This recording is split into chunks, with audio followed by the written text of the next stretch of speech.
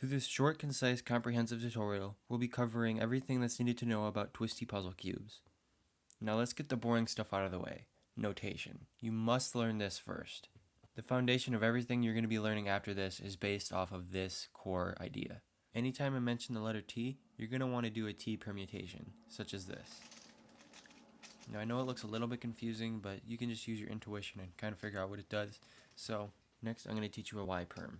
So basically a Y perm is, one of these, and you're just going to want to do something similar to that. It doesn't have to be exactly, but if you don't do it exact, it won't work. So just throw it in there when you can. Anyways, on to the fun stuff. When you're creating a permutation, you're going to basically have to think in terms of equations and formulas. So when you're creating a formula, you're going to want to start off by creating a circle.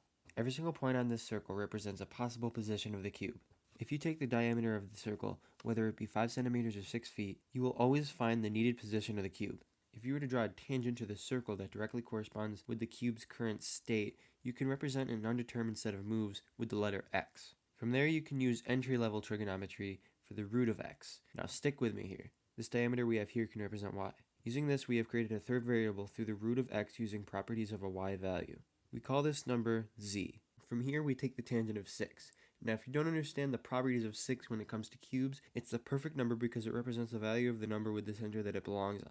This added to the cos of x, which as we know is the upright side of the triangle A, we can take this and divide it by the cos of x, which will give us our y value.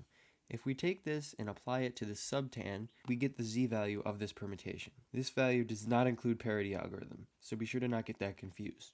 I think it's time we actually scramble our cube. Now this is probably what your cube already looks like. An officially scrambled cube is 40 moves or more, but I'm sure your cube is already far past that.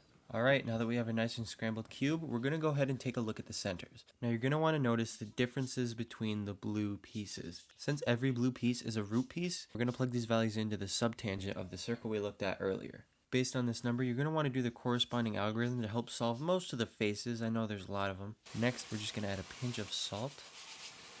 Congratulations, you just solved your first Rubik's Cube.